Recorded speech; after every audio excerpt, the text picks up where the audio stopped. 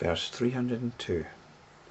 As is pure gold, water free from dirt, the sky without a cloud, so is the mind pure when detached from the false imagination.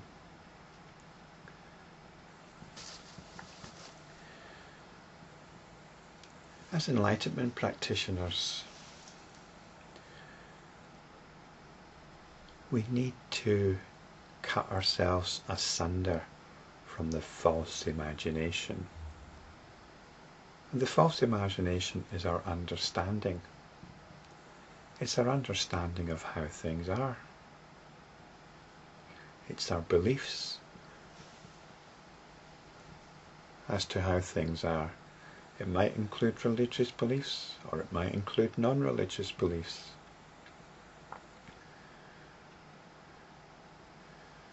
Our false imagination is very much tied in with who we think we are. We could call it our ego.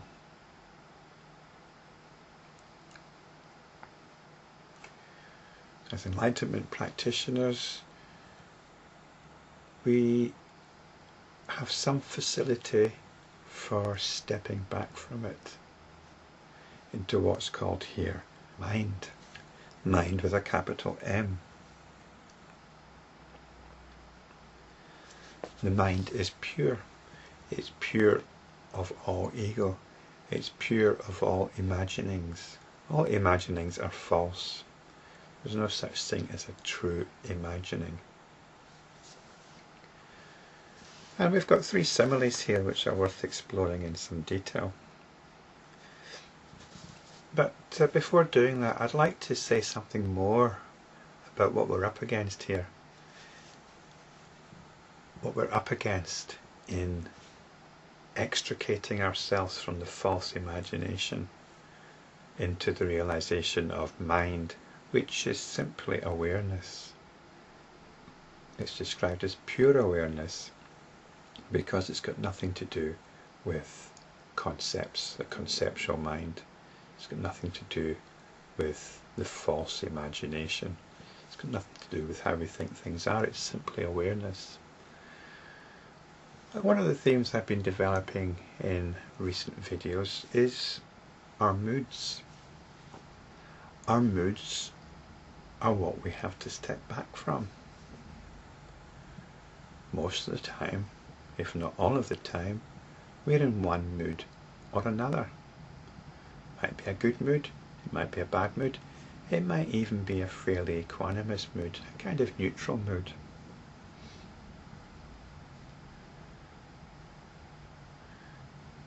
This is what we have to step back from. You might think, well, surely a neutral mood is okay, but a neutral mood is actually somewhere between a bad mood and a good mood. We want to step back from the whole spectrum of moods. So this needs quite a considerable degree of awareness to recognize you're in a mood, and then to be able to step back from it, or at least get some perspective on it, so that we're not totally caught up in it. So as I said, this is one of the themes we've been working with in this series of videos, and also in the previous one in Patanjali's Yoga Sutras. But there's something else we need to be very careful of, which is related to moods. And it's what Eckhart Tolle calls the pain body. He describes this in chapter 2 of his book The Power of Now, and I've talked about it in the past.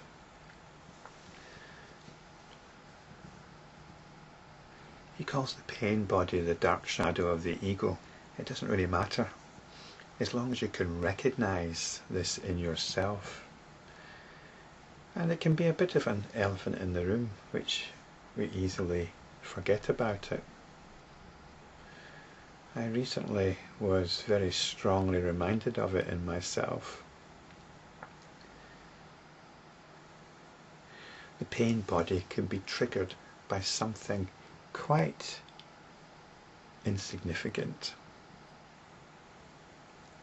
And the reaction of the pain body is out of all proportion to to what has triggered it.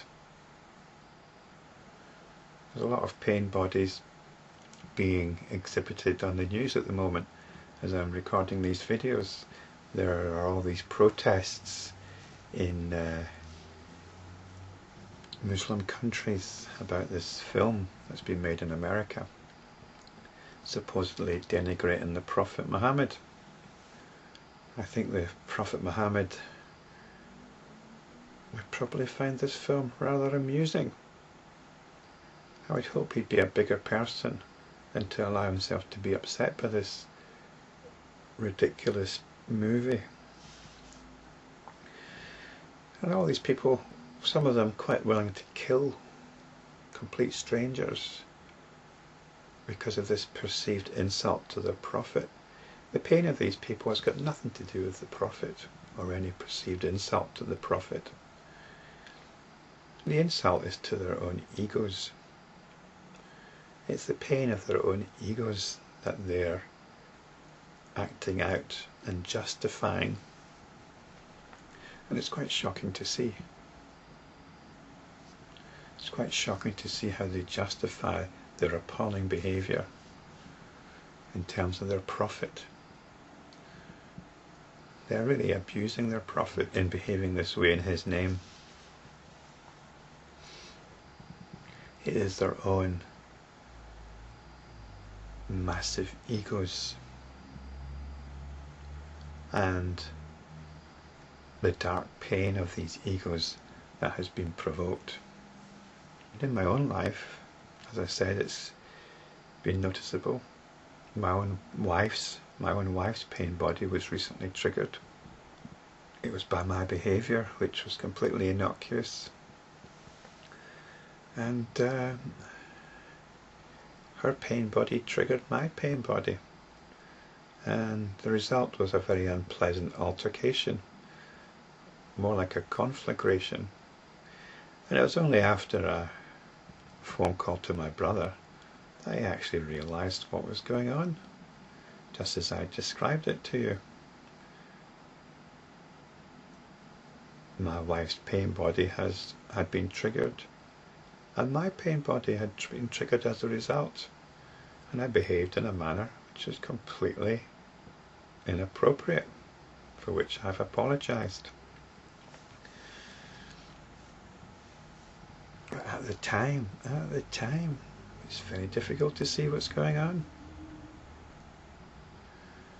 This was quite a gross manifestation of the pain body. But, as Eckhart Tolle says, it's often going on. It's often rumbling along beneath the surface, where there's minor irritations, disgruntlement, feelings of being hard done by, and all the rest of it. It's all going on. So this is something we need to be clear about it. Once my brother, who's quite clued up in this kind of thing, mentioned this to me, it became very clear and obvious. And I felt quite a degree of liberation from this pain body.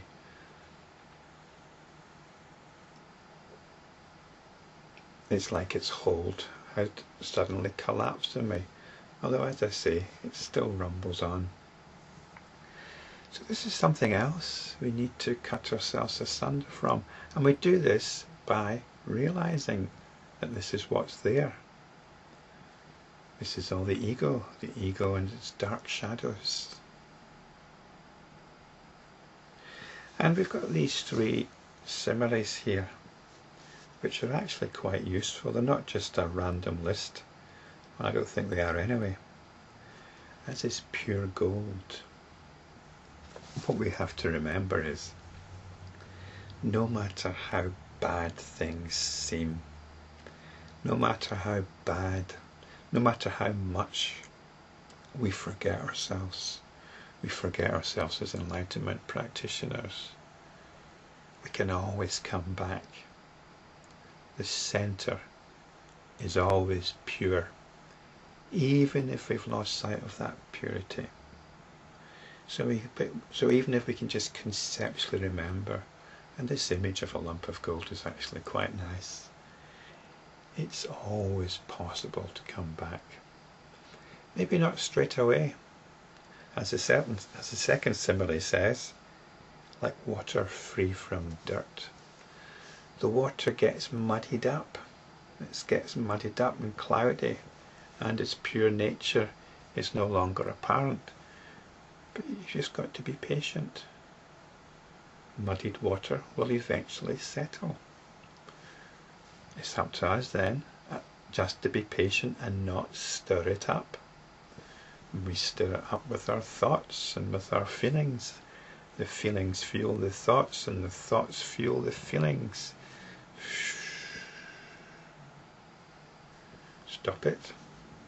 Stop it. Remember the pure gold center, even conceptually.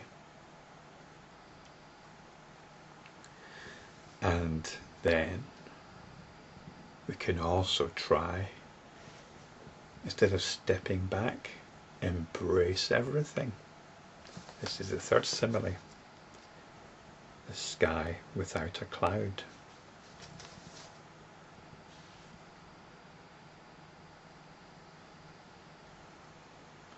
This complete openness. Embrace everything. Embrace it with warmth.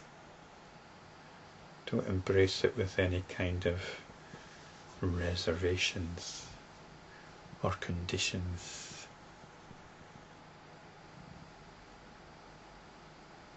Embrace it all. Embrace it completely. And then we're back at pure mind.